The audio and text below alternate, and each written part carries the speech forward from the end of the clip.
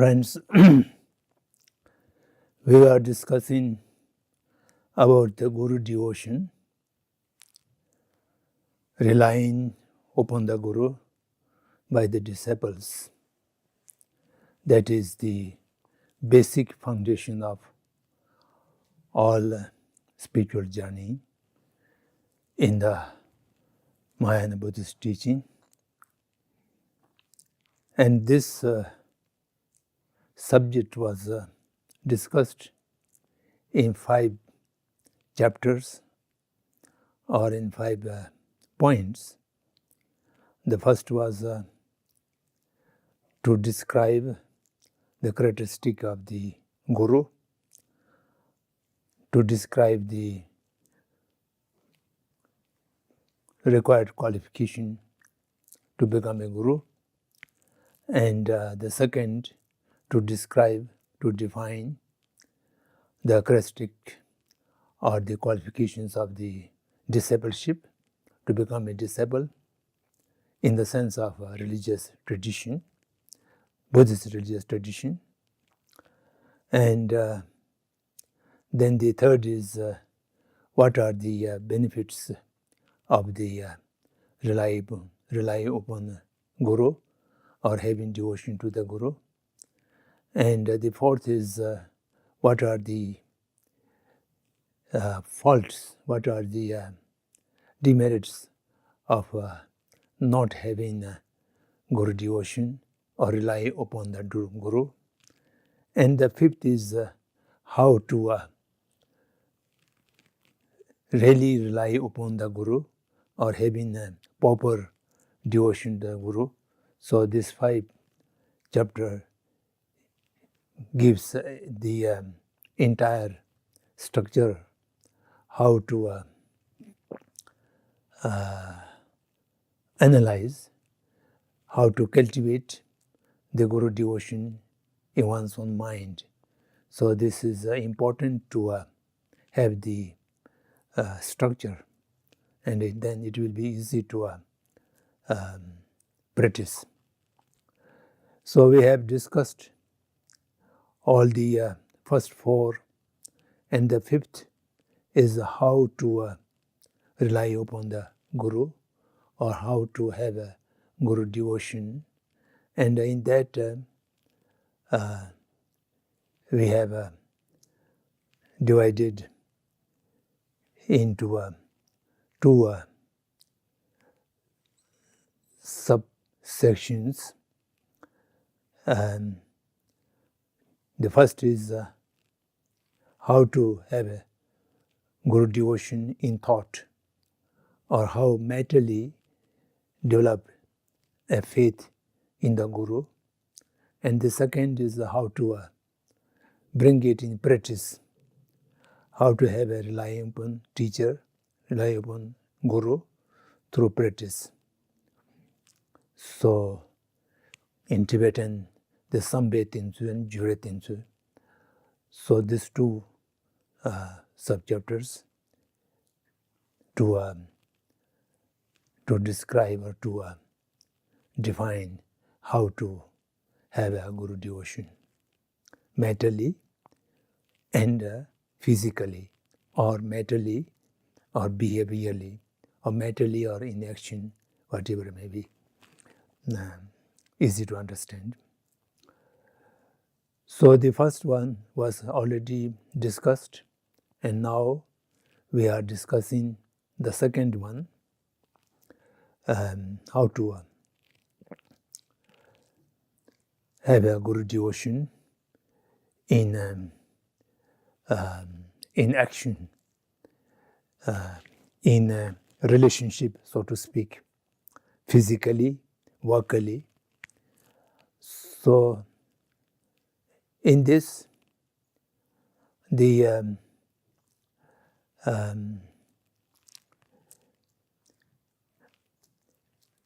Guru Panchika have a sum up, says, in action, whatever can please the Guru, one should do all these things.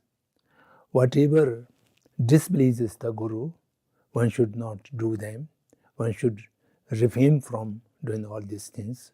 So this is a sum up of the devotion in action.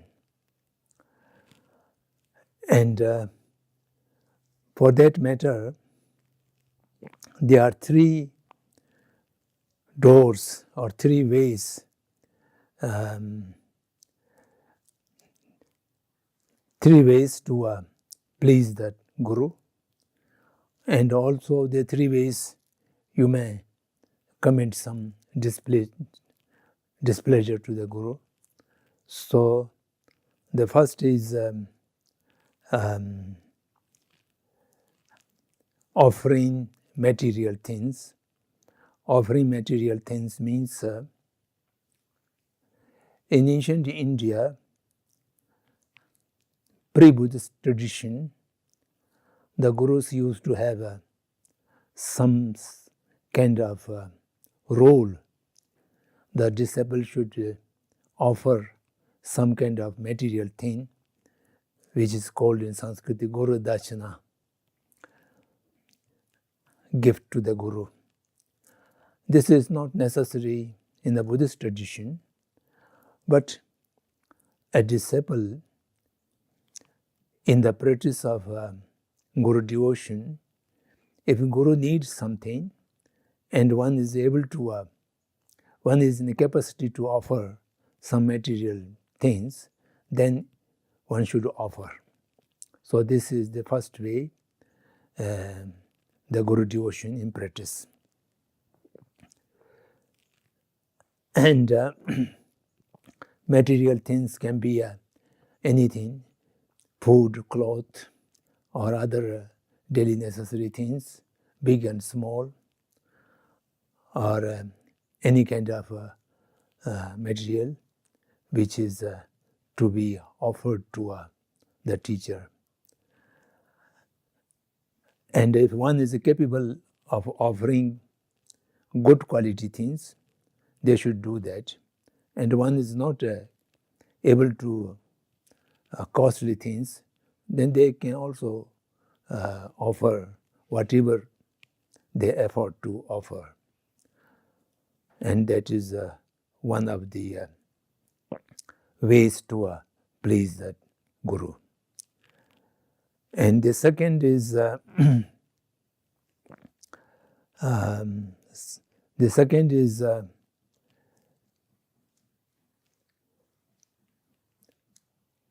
to assist or to serve physically or otherwise also the whatever Guru needs to help, and do a kind of physical assistance, and to help in any way the teacher, the Guru needs that kind of service, and that is the second thing. And the third and the most important thing is to obey whatever the Guru gives the instructions. One must do in accordance with the Guru's wish or Guru's instruction, Guru's teaching. Someone received instruction, teaching, then do not practice them, do not bring them in, put them in practice or in the life, then there's no use for the Guru and for the disciple as well. So the devotion in practice, in the three ways of doing that, the third one is the most important. And Tsongkhapa has quoting many scriptures to prove that this is most important. Whatever Guru says, one must implement them, one must do them in accordance to the Guru's instruction or Guru's teaching.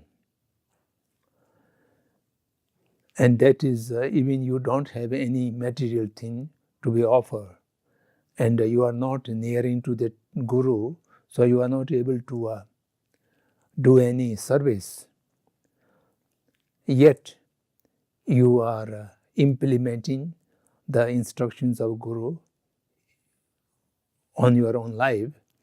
That is the sufficient to fulfill the Guru devotion through action. And here one question, important question arises. If any Guru tells you which is not in accordance with the Dharma and which is not appropriate morally or ethically,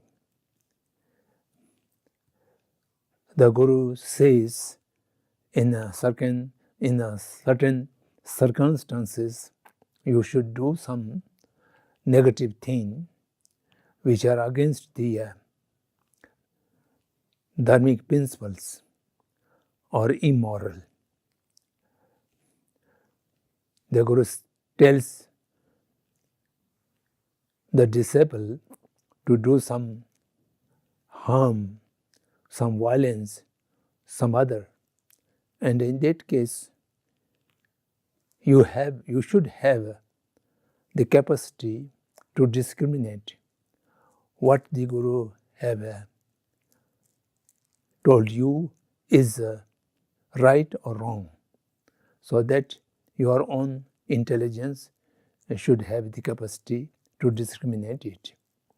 And by discriminating it, the whatever is not appropriate, not in accordance with the dharmic principles, then you should politely deny to obey them, do them.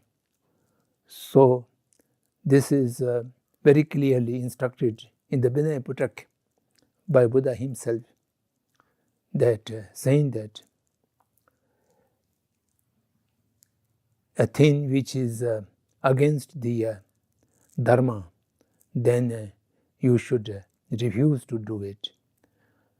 And that also should do in an appropriate way, in a humble and polite way, and should give explanation. The Guru Panchika have said that if something is beyond your capacity or something is not appropriate, then you should explain to the Guru why you are not doing or why you are not able to doing it. So by explaining them, you can refuse it. In that case also, there are many exceptions. For example, the Tilupa asked Narupa to do something inappropriate, socially not acceptable. Yet the Narupa understood that it is okay to doing it. So particularly in the teaching of Vajrayana, then some certain special cases, even the Guru tells you something apparently against the dharmic principles, yet you shall have to do that.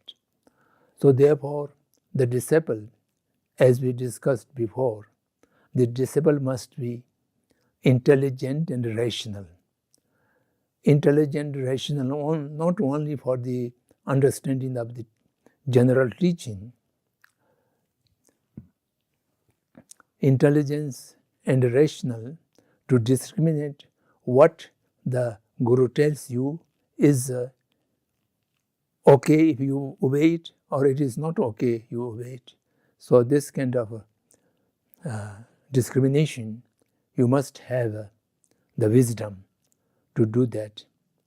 So this is the three ways of how to having Guru devotion in action. So I think we have roughly completed the subject of Guru devotion in accordance with the Lamrim teachings. So all the 5 chapters are more or less completed. Now we shall once again recap the whole subject once again, so that you will able to comprehend the whole thing in an appropriate way. So we discussed in the beginning what are the characteristics of a guru, and for that you need not meditate upon it for a long time, because it is just to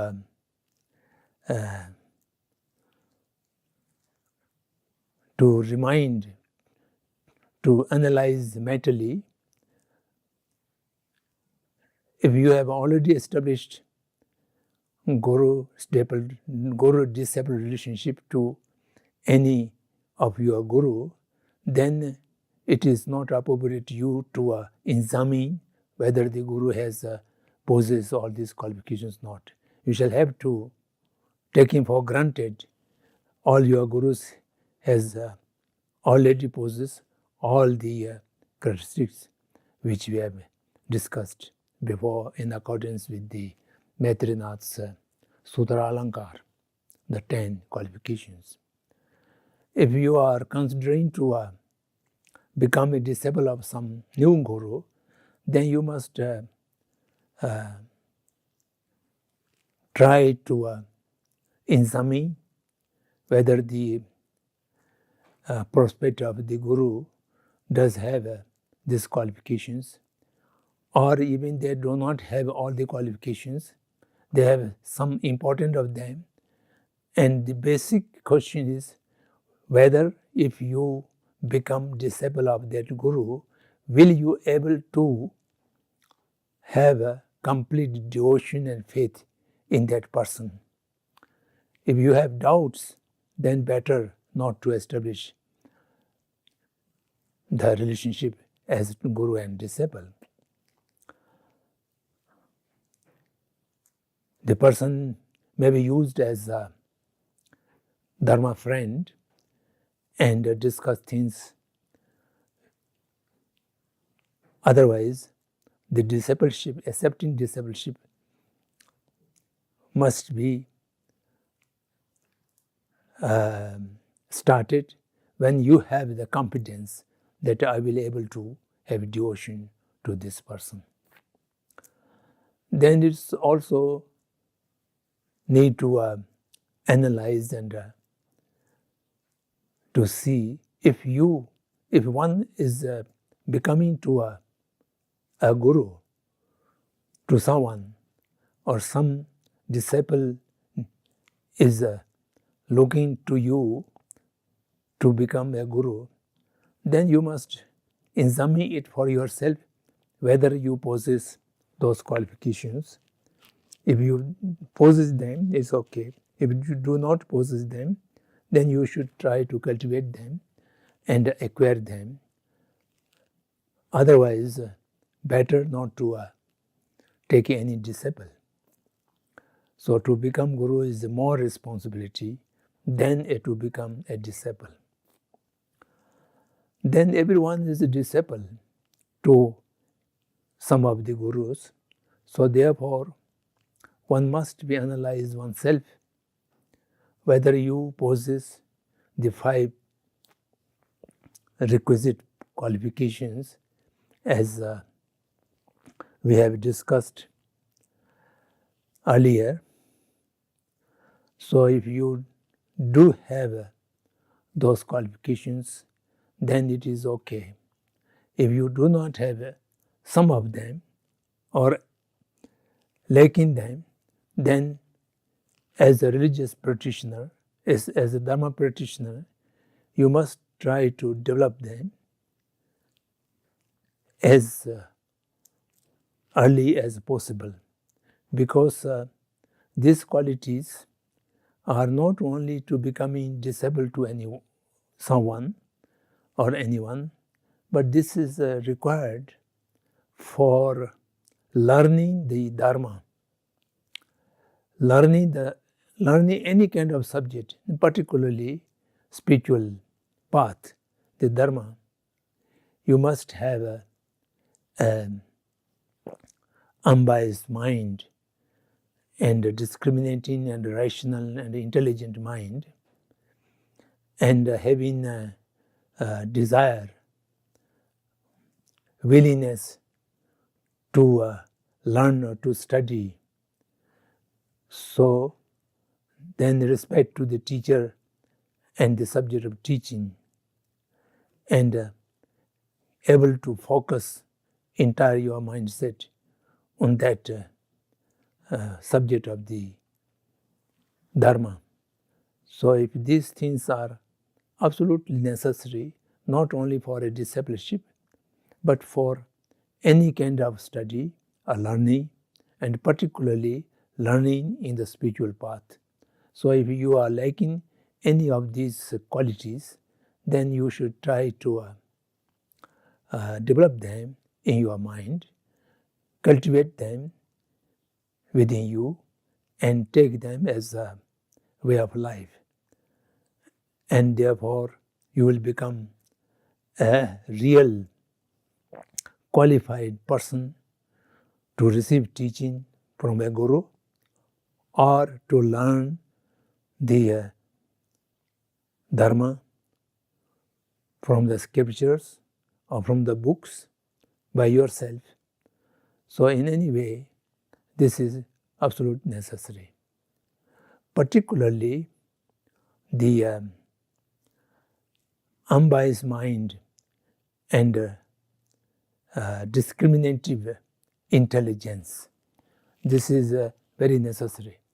Otherwise, you might be fall into the blind faiths or having misunderstanding of the teachings. So therefore, this is very necessary. A learning person, particularly in the Dharma or spiritual path, the inquisitiveness, questioning, not easy to satisfy by any kind of general statement. All the statements must be rationally, logically examined very thoroughly, and thereafter you will be able to understood them appropriately. So therefore, this is absolutely necessary. Then thereafter, in the sequence of practicing the Guru devotion, then you should consider all the benefits as we have discussed earlier. And you should read the Lamrim treatises, whatever language you are able to reach.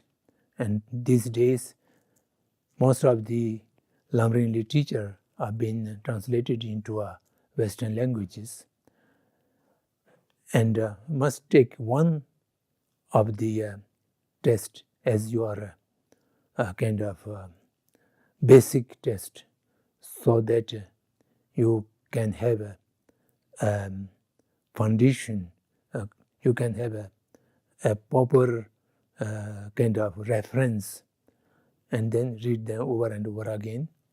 And if there's something which is difficult to understand, then you should take help from the Guru or from the Dharma friends, so that having no confusion or no doubts in anything, that is most important before going into proper practice of meditation. Then thereafter, after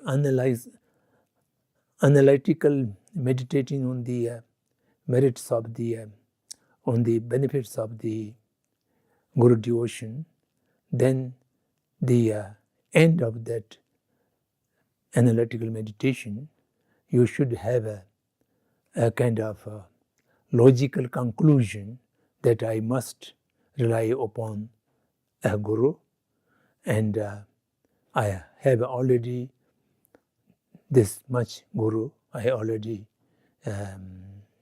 established discipleship, and so considering these benefits, I must be properly rely upon them or properly having Guru devotion to them. So this should be a kind of logical conclusion, and that will cultivate your mind in the devotion. Then thereafter, you should also think briefly, analyze briefly the faults and the demerits of not having Guru devotion or not relying upon Guru. So thereby, the logical conclusion at the end would be a determination that I will refrain from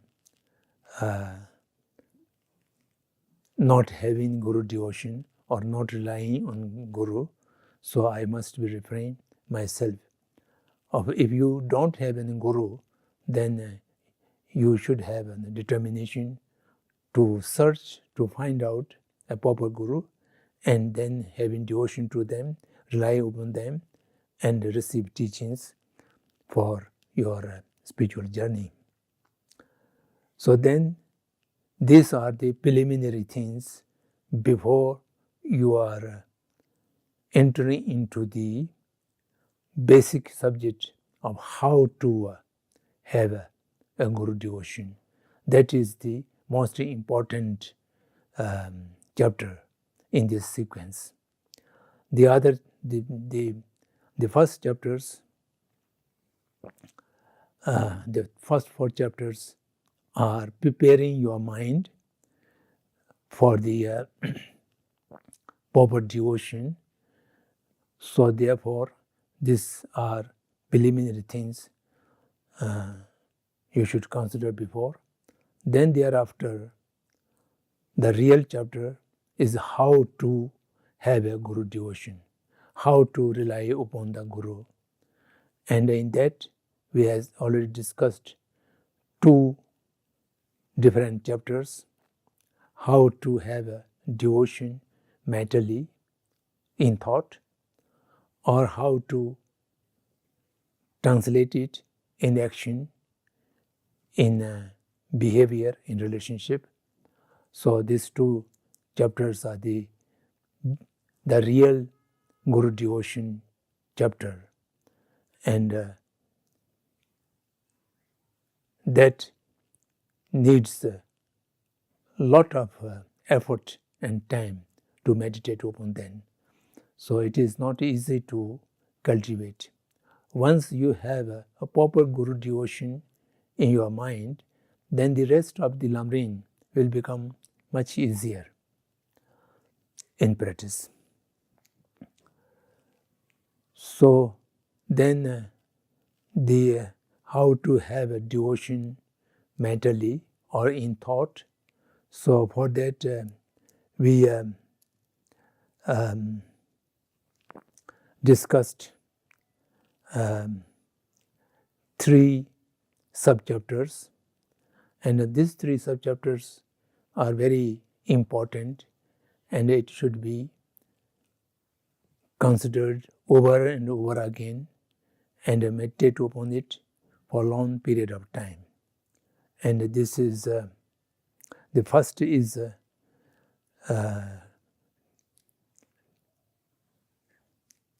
training your mind the unshakable faith in the Guru. That is the root of Guru devotion. And in that, what kind of faith you have to cultivate? The faith is to perceive or to consider the Guru as Buddha, not like Buddha, as a Buddha. The Guru is not different from Buddha. All the Buddhas are, in reality, there are no separation, no difference. All Buddha nature are in the realm of shunyata, in the realm of the tathata. They are inseparable. And Guru is also within that realm, within that part. So this is difficult to cultivate a mindset to see the Guru, which is apparently an ordinary individual like yourself, having all the good things and bad things as an ordinary human being used to have, and you are looking to your Guru in that situation, then how you can develop a mindset that see the Guru as a Buddha, perceive the Guru as a Buddha, not by imagination or a kind of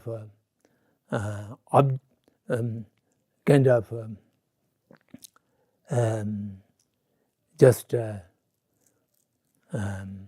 putting on them as a misconception or misconceive of something else. And in the mind, in the corner of mind, the Guru is not a Buddha. I know all the defaults of this Guru, but in order to achieve my own spiritual attainment, I must consider the Guru as a Buddha. So that is not the proper way to perceive the Guru as Buddha. The faith here, as I mentioned before, faith means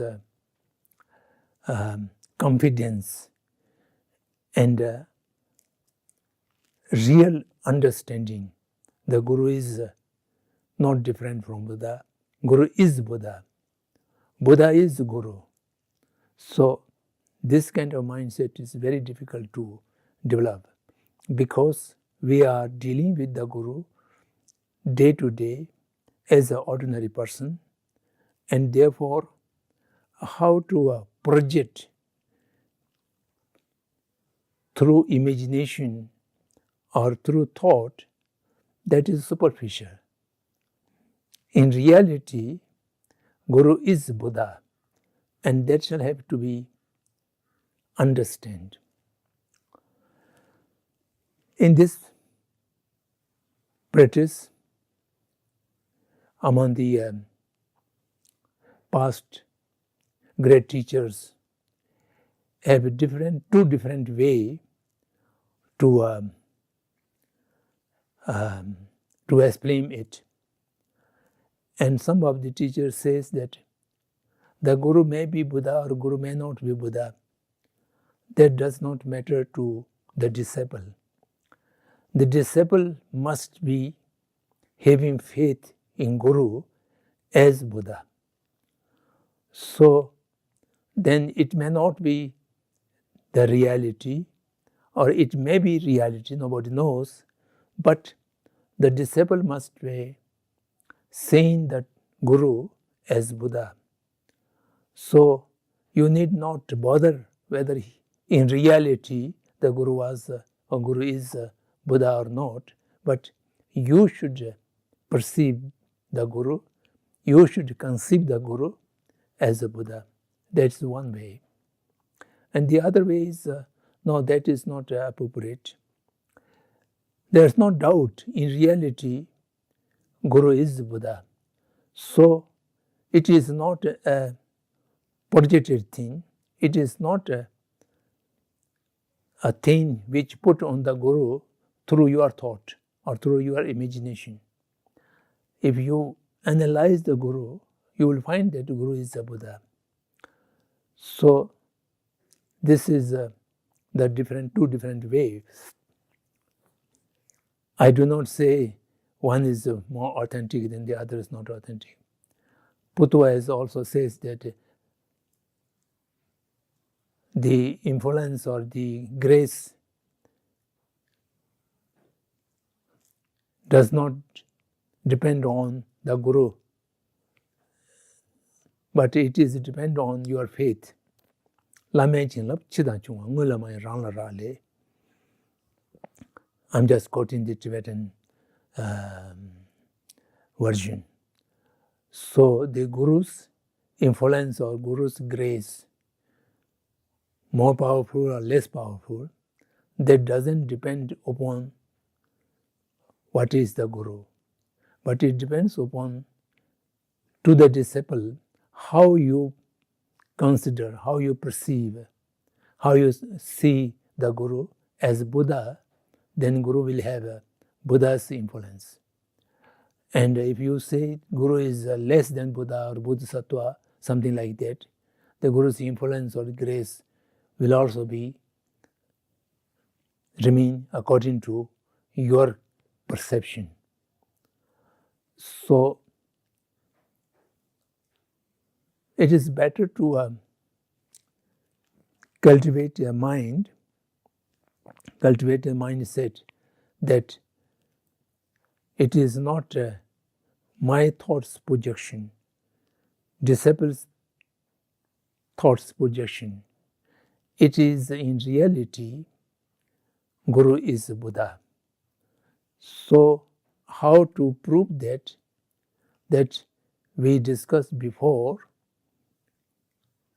First of all, the Vajradhar or the Buddha Shakyamuni have repeatedly said that the Buddha will come in the shape of Guru in order to teach you. All those disciples who does not have the spiritual capacity to reach to the Sambhogakaya nature of Buddha or Dhammakaya nature of Buddha, or also not reach when the Buddha appeared into Uttam Nirmakaya. So for them, Buddha is acting through the teacher. Buddha comes in the form of the Guru. So therefore, from the references of the Buddha himself and in the Tantra, the Vajradhara himself have very clearly stated that the Gurus are manifestation of the Buddhas. And secondly, through logic, as we discussed before, the logic is that the Buddha's grace or Buddha's action does reach to us or does not reach to us. So we have to accept that the Buddha's action must reach to us, because the Buddhas have immeasurable, unqualified compassion to every sentient being. Any sentient being who is able to receive the teaching of Buddha, then the Buddha must reach out to them to give the teaching. If Buddha does not reach out to them to give the teaching, then the immense, immeasurable loving kindness, compassion of the Buddha is not justifiable. So therefore, this logic that the Buddha is doing something for me, for my betterment, for my future life, for my enlightenment, and if I'm doing something and I'm getting the Buddha's action, I'm getting only through the Guru. I have no capacity to direct contact with any Buddha as a Sambhogakaya or as a Dharmakaya residing in various heavens. So therefore, the grace of Buddha, the action of Buddha reaching to me is through the Guru. So therefore, the Guru is the agent, the channel of the all immeasurable Buddhas.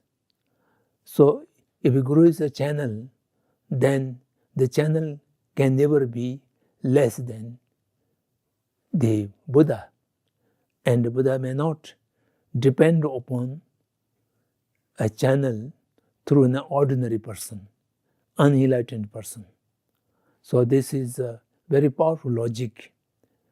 So if you consider on this, then you will realize that Guru is Buddha. Then the confusion comes by remembering your experience of your Guru. My Guru is this and that, and he has this kind of shortcoming. He does not know this and that thing.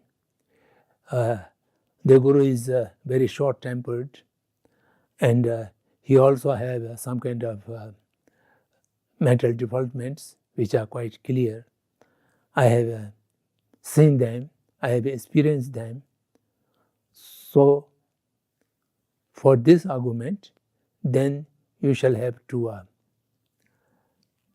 argue to yourself that all your sensory perception or your thought imaginations not necessarily touching to the truth.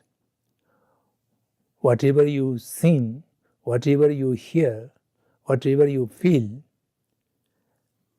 majority of them untrue, not touching the reality. Particularly to a person to person, if this is something is a external object, a color or a shape, if you have an undamaged eye, you might be able to see them as they are. It is a sound. If your ear consciousness, your ear organ is undamaged, you can hear them as they are, and so on and so forth.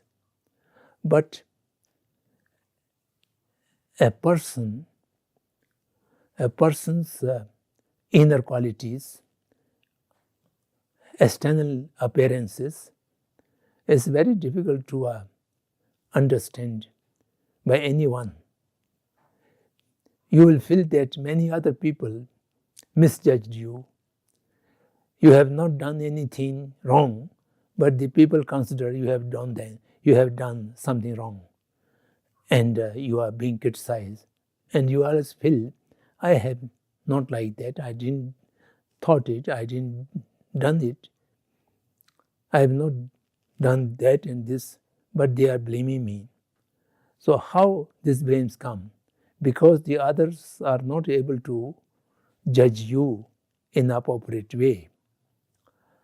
Their concepts and their perception about you are not relying on rely upon what is, what you are. So, if this happened to oneself, then oneself can also misunderstood, misjudge the Guru. So therefore, whatever defects and whatever faults you are seeing, you are conceiving, or you are perceiving to your Guru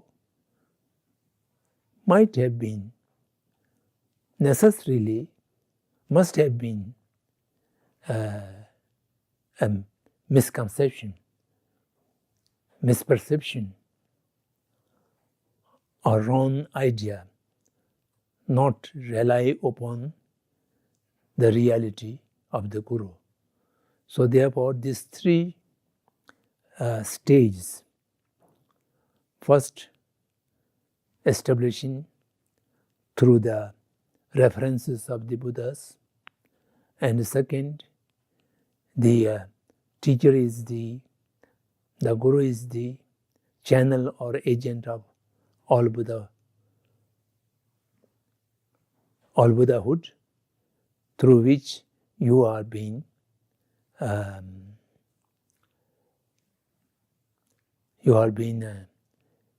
giving the benefits of the Buddha's divine influences, graces. And thirdly, what you have seen, the defaults on your Guru, must be untrue and you are misconceiving. So by this kind of analytical analyzation over and over again, then you will realize that the Guru is real Buddha. And this is the most difficult part of the Guru devotion. And you have to ponder upon it, analytical meditation, concentrative meditation, combining together and do again and over again. And then finally, you will develop, cultivate your mind, an unshakable faith in the Guru, saying that Guru is not separate or not different from all the Buddha nature. And then thereafter, to cultivate, to develop a sense of respect and nearness, emotionally nearness to the Guru, then one should consider the kindness which you received from the Gurus, from the Guru or Gurus. So they we discussed basically in Tibetan language,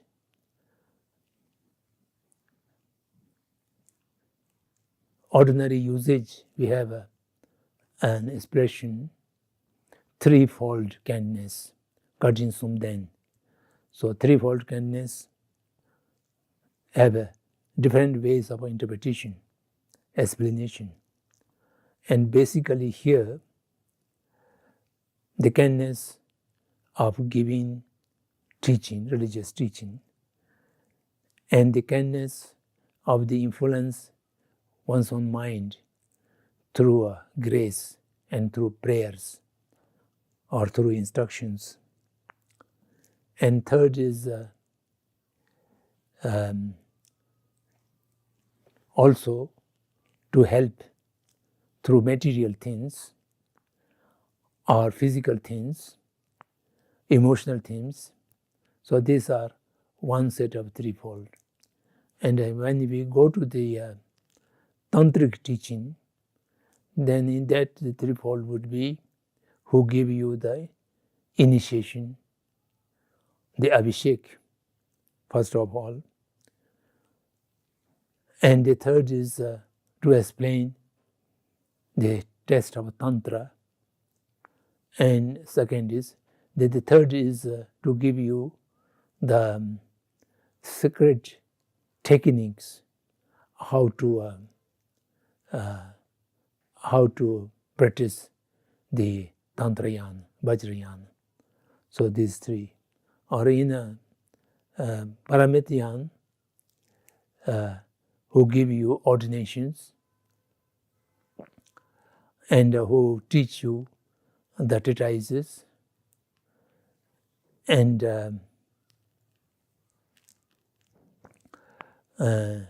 who give you the oral transmission of the scripture.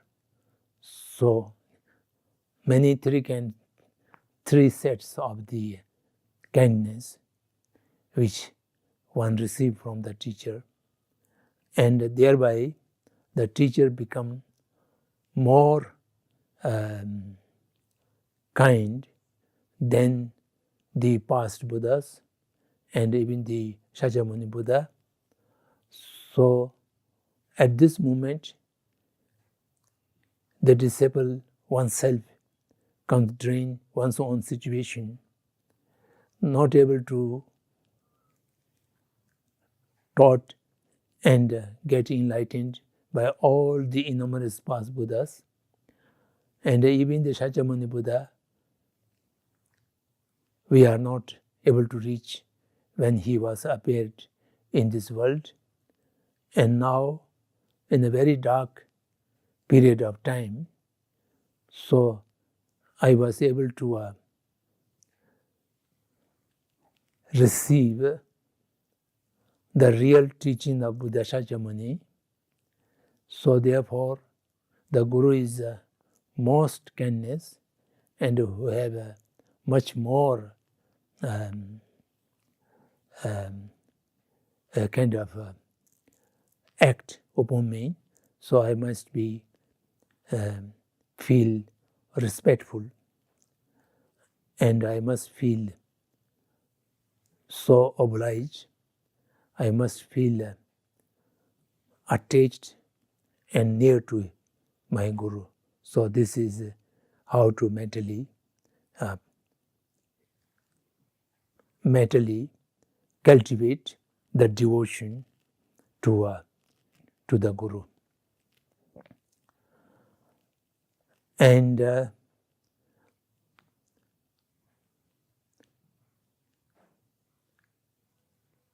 after certain period of time,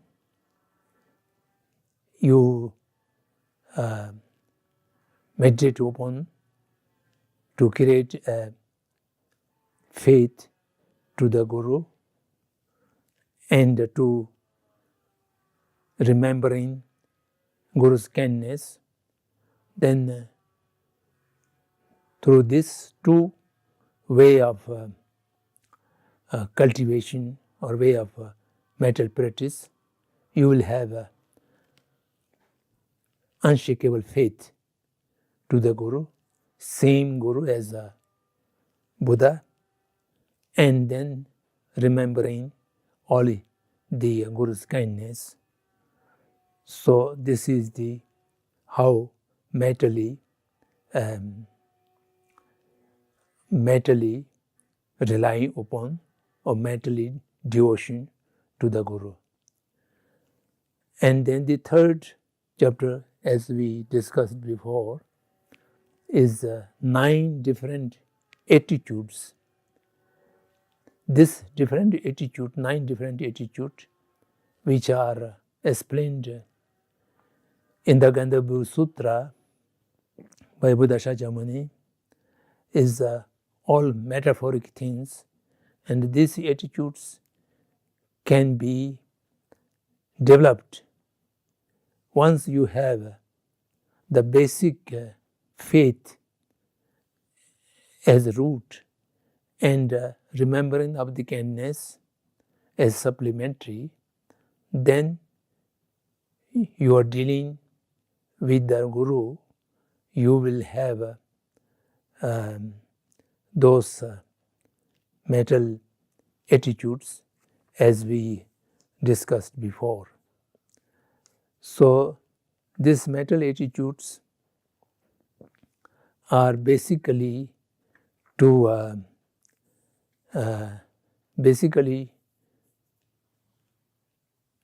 have a unwavering, unshakable faith into the Guru. So by that, the disciple become completely relying upon, depend upon the teacher. So therefore, then these attitudes need not cultivate separately. By that, faith itself will help you to arising these attitudes automatically. And these attitudes are very helpful for having proper Guru devotion and also proper relationship. So I'm still so grateful to my childhood teacher. He taught me these 9 mental attitudes when I was 9 years old or 10 years old. So since then, it helped me to maintain a proper Guru devotion, and therefore one should learn them and understood them. So it is very clearly explained into the Tsongkhapa Lamrim Chimu. Someone willing to learn them, they should read the Lamrim Chimu. So the attitude of like dutiful child, and an attitude like unshakable diamond, and an attitude like earth, which can bear, which can afford to support any kind of things or weight.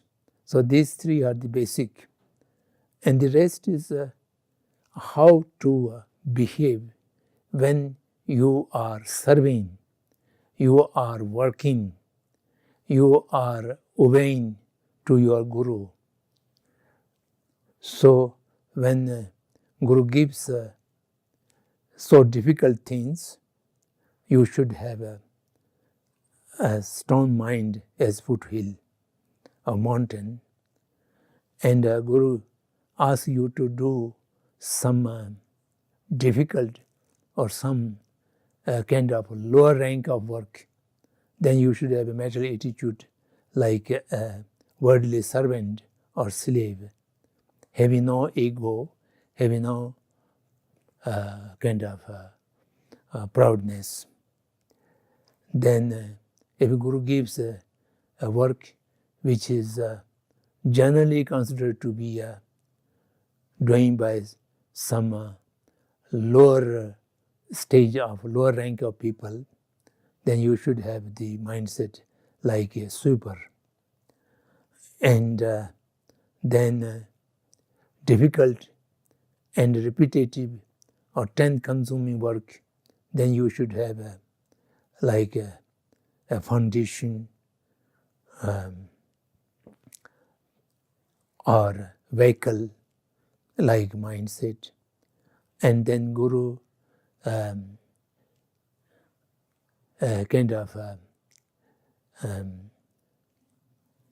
treat you badly or showing unpleasant or anger, then you should have a mindset like a dog. And unending work which need to be repeated over and over again, then you should have a mindset like a ferry, like a ship. So this 9 metaphorical mental attitude is helpful and also necessary when you are serving the Guru, you are working under the instructions or directions of the Guru, then under the different situation, you have to adopt the different ways of mental attitudes. So this is these three, the first, root of faith, and second, remembering, kindness, and the third, the 9 metaphorical mental attitudes. These are the how to have a Guru devotion, how to rely upon to the Guru mentally or in our thoughts. So this chapter is most important among all the chapters as far as the Guru devotion practice is concerned. Then the last chapter comes how to have a Guru devotion or rely upon Guru through practice in action. In that, the general sum up is whatever pleases the Guru, you should do that. Whatever displeases the Guru, you should not do that. This is Guru Panchik reference, as I mentioned before. And in this, they categorize 3 things: offering of material things, and serving physically or whatever it may be, to assist or to serve, and to obey, to do everything in accordance with the Guru's teaching. And in this, the exceptions, if a Guru demands to do something which is not in accordance to the Dharma, then how to refuse, how to explain you are not obeying to the Guru. And in these circumstances also, due to inappropriate instruction, which you consider through your intelligence or through your wisdom not appropriate, and you need to explain to the Guru, you will not do this.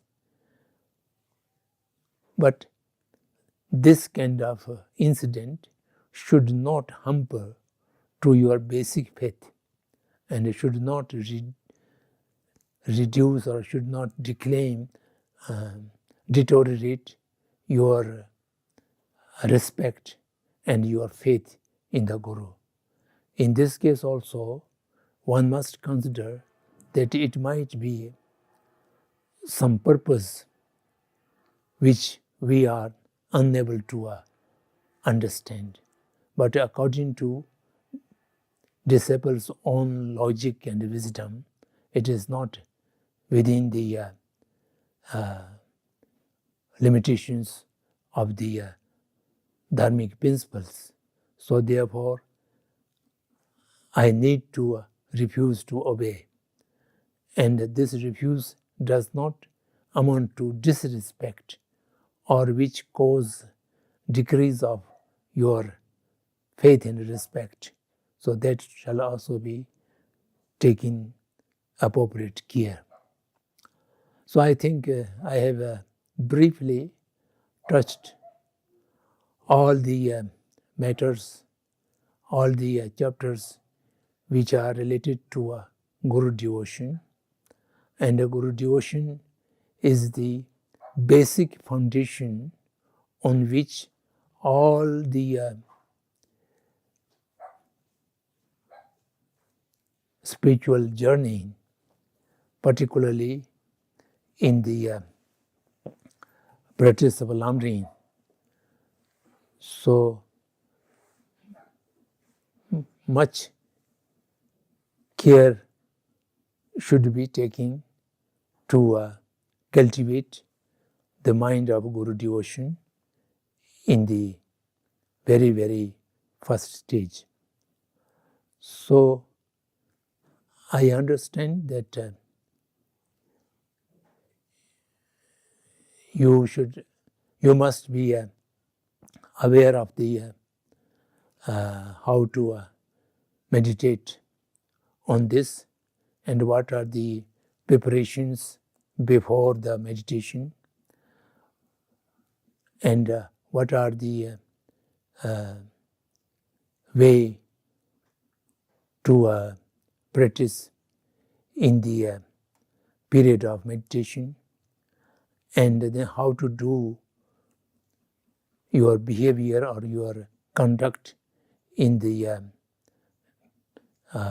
in between the meditation periods, the Tundan Tunzam. So the 6 preparation dharma, you must have learned them. So when you meditate upon the Guru devotion, before meditation, you should complete the 6 preparation dharma, and then at the end, you should also do the dedication and the prayers. So by that way, your practice shall have a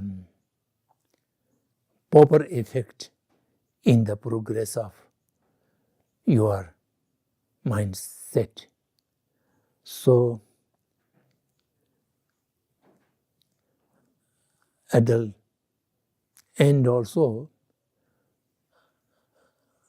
I must apologize for not able to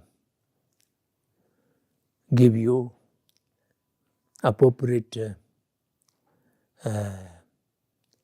information.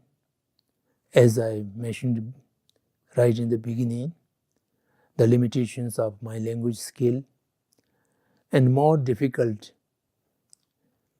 this time is just talking to the camera, and I'm not accustomed, I'm not habitual to do this. So having no audience, and no one is listening to me, and I'm just talking to the camera, and it appears to me that talking to myself. So therefore, it is very difficult to compose my mind and to talk in a structured way. At many times, I lost my sequence because no one is visible as an audience. Nevertheless, according to your wish, according to your repeated request, I try to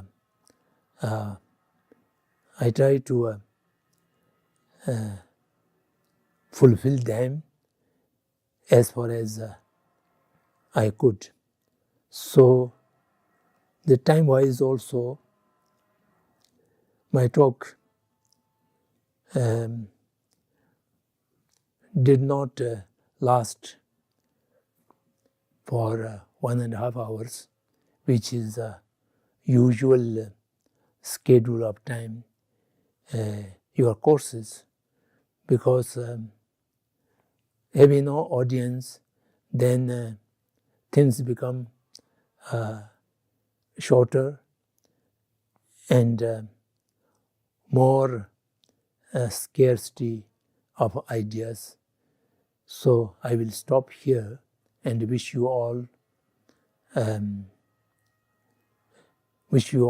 good future, and I wish all your effort in the practice of Dharma, particularly in the Guru devotion, you get every success. And I also dedicate the merits of our discussion for the benefit of all sentient beings ultimately to get the enlightenment, the Buddhahood. And as I mentioned before, we need not consider ourselves as a teacher or taught or guru or disciple. We are just Dharma friends and discussing, sharing the informations together. So we have discussed about the subject of Guru devotion, or in other words, rely upon Guru. We discussed the subject into 5 points in order to have a structure. And among the 5 points, the most important is how to cultivate the faith or the devotion into the Guru, and how to rely upon the Guru. So in that matter also, in 2 points, 2 categories. First is how to cultivate the devotion in our thought or in our mind. And the second is how to translate then in our action, the Sambhya Tensu and Jyur Tensu. So the rest of the points we discussed were necessary to create necessary conditions for having the devotion improper in our mind. The rely upon that Guru through our action is depend on how much we are able to cultivate the mindset and the mental attitude. So that is most important. And for that matter, the other points are being elaborately mentioned and discussed. And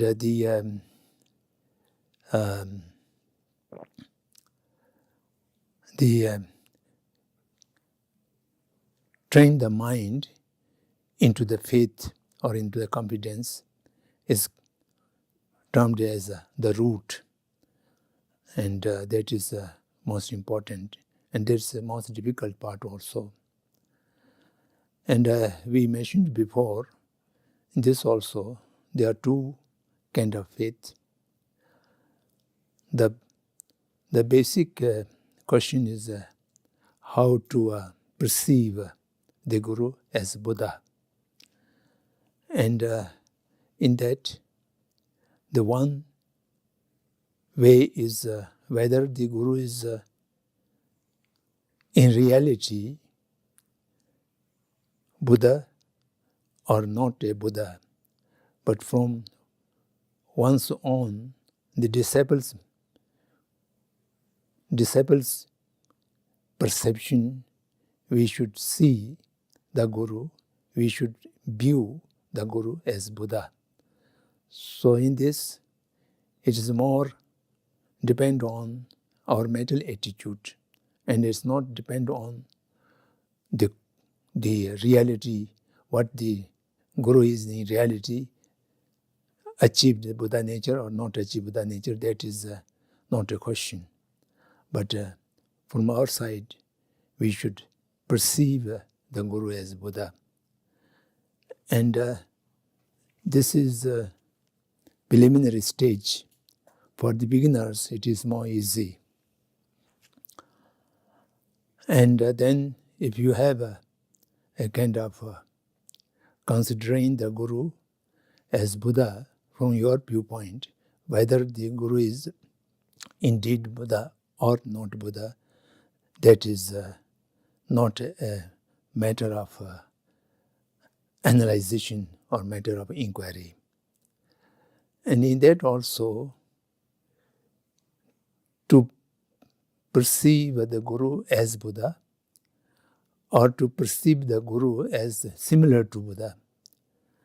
And in the first stage, we should cultivate, we should try to train the mind to see the Guru as equal or as like Buddha. So when this mind is properly cultivated in our mind, then the second stage we can go further, that not only seeing the Guru as equal to Buddha or similar to Buddha, but we perceive the Guru as Buddha. And the third stage is there's no question of the Guru is Buddha or not Buddha. In reality, the Guru is Buddha. So this final stage is that. So then, in that matter, people may raise the question how all the Gurus can be, in reality, being a Buddha. Because Buddhas always complete enlightened person, having omniscience and knowing everything and having no faults. But the Guru, we can see many defects and faults. So for that, then we shall have to cultivate the mind that it is our shortage of our own conditioned mind. Our mind is conditioned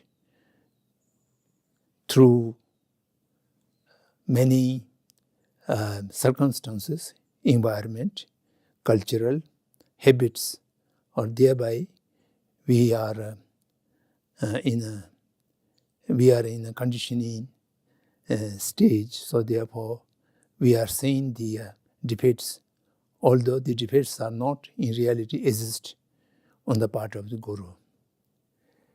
Even the Buddha Shakyamuni, in the form of Uttam Nirmakaya, the fourth Buddha, appeared in India as a historical Buddha. Many people cannot perceive him as a Buddha because just like Devadatta was related to Shakyamuni Buddha, and right from the beginning till the end, he was not able to see anything good on the Shakyamuni Buddha after enlightenment or before Siddhartha. He always been as a competitor or always been considered as full of demerits and full of shortcomings. So this is not the real existence of shortcomings on the part of Shakyamuni Buddha, but it is the defect of the conditioning of the Devadatta's mind. And therefore, we should understand how much our mind is untruthful. Whatever we see, whatever we conceive, whatever we perceive, need not necessarily based on the reality and the truth. So, as I mentioned before, there are many historical facts. People were not able to see the things as there are, as there is. So, this is in reality one of the Tibetan masters have said that if we consider our own bad karmic force and our own conditioning of mind, we are able to see our Guru as a human being is a quite good thing. We should consider it fortunate enough, and it is a good fortune for us that we are not seeing our Guru as dogs or donkeys. So, if we examine our own shortage of mindset and the conditioning, the force of negative karma, we might seem much lesser than a human being as our Guru. So therefore, we should not depend upon what things appear to us. So by this way, we should try to develop the mindset to perceive the Guru as equal to Buddha, and then later on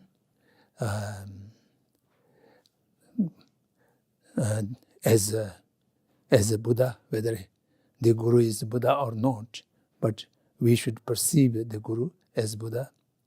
Then finally, the Guru is in reality Buddha, because he is the channel or the agent, the Buddha karma, the Buddha's grace to reach to us is through the Guru.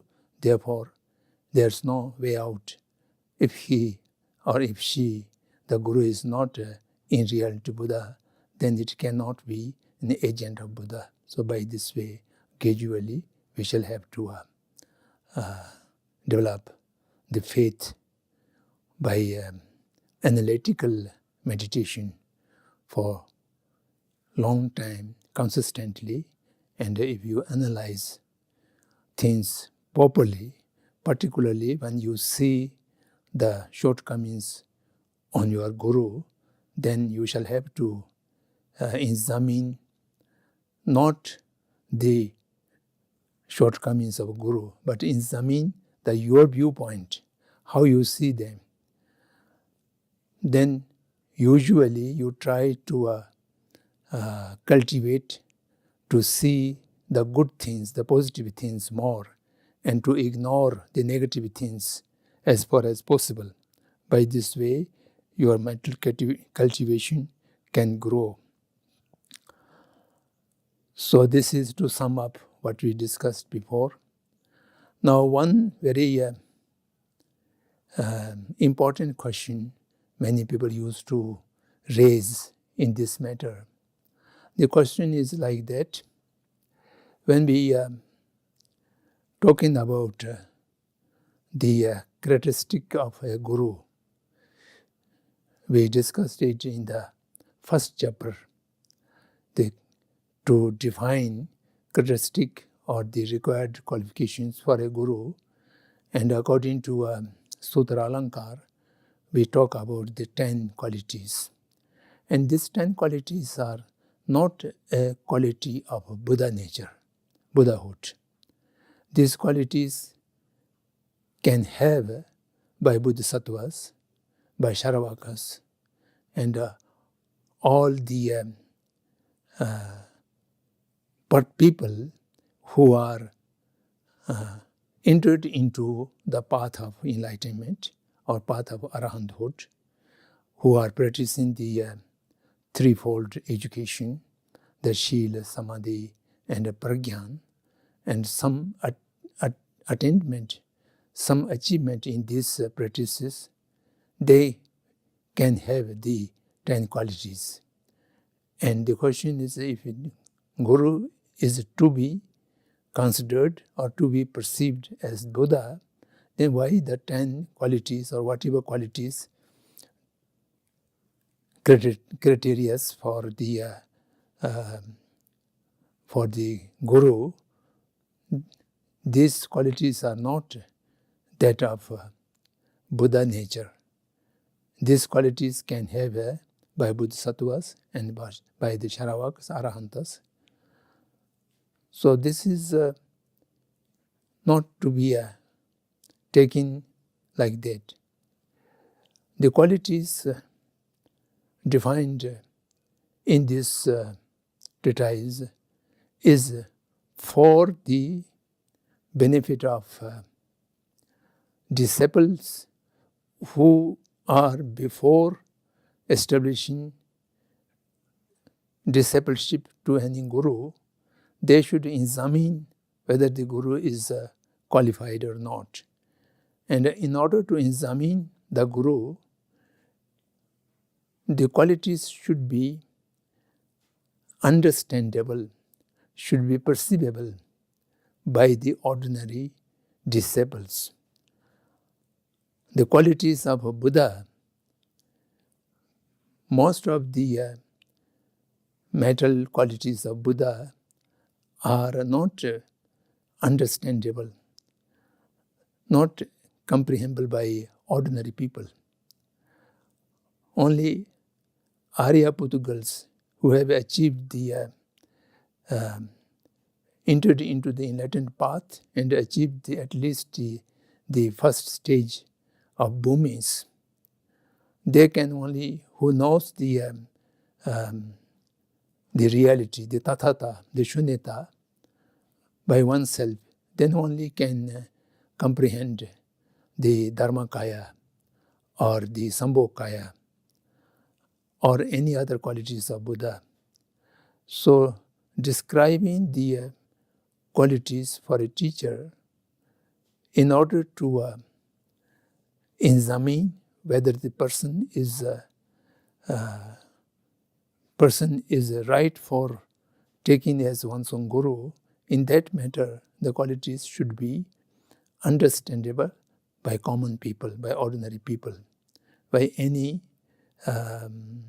beginners. So therefore these are being described in that way.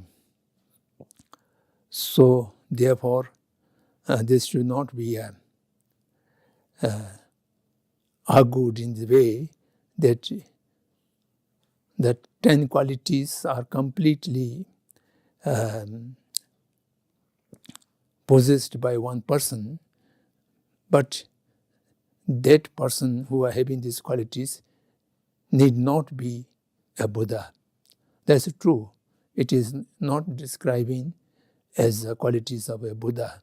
It is qualities of a person who is still in the path. So that is not describing the nature of the guru. It is describing a person to whom you are inspiring for taking as guru, that possesses these qualities or not. Then a person, as an ordinary person, who are not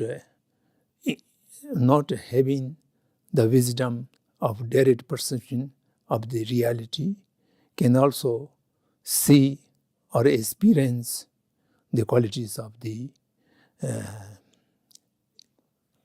prospective guru. So therefore, this is not define the reality of the guru, but it is defined for an ordinary person to examine whether someone is right to be taken as a guru or not. So in that, this should not be misunderstood. So then, the second thing, how to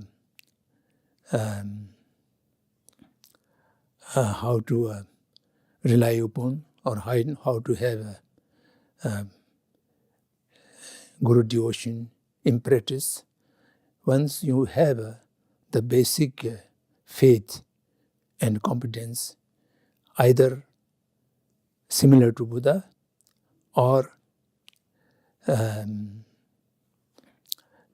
equal to Buddha or similar to Buddha, or in reality a Buddha, this faith will cause you to behave appropriately. Whatever the Guru have a wish, you can do, practice in accordance to that. So for that matter,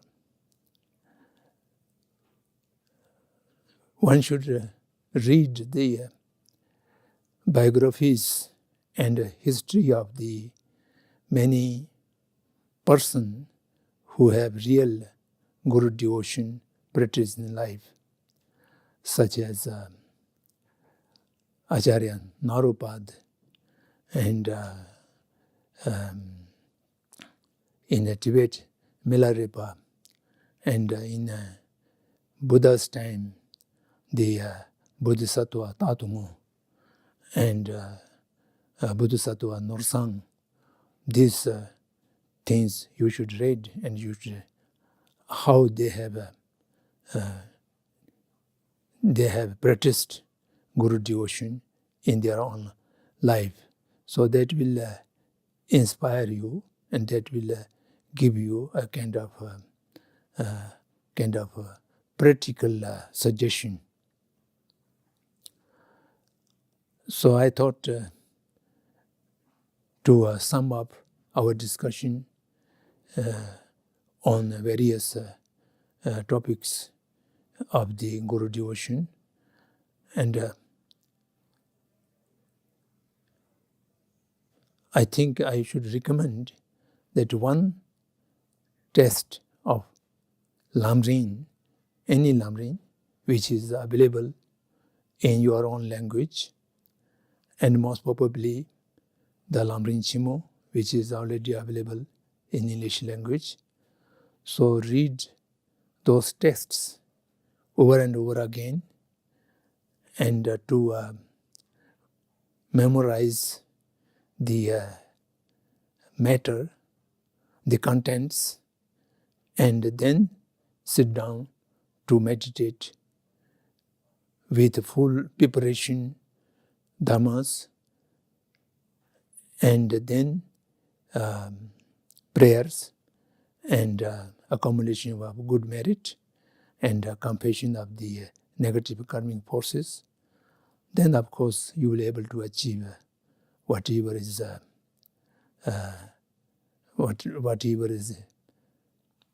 mentioned in the treatises, in the Buddha's words, and in the commentaries. It is not unachievable. It appears to be unachievable in the beginning, but you do it constantly, and you do it properly, you will achieve the things as desired. So I wish you all happy and prosper in your spiritual journey. And I again remember my friend, late Gelug Rinpoche, who have been a lifelong friend right from the Indigo monastery and till he passes away. And I pray he will reincarnate soon and serve the humanity through Buddha Dharma. Thank you very much.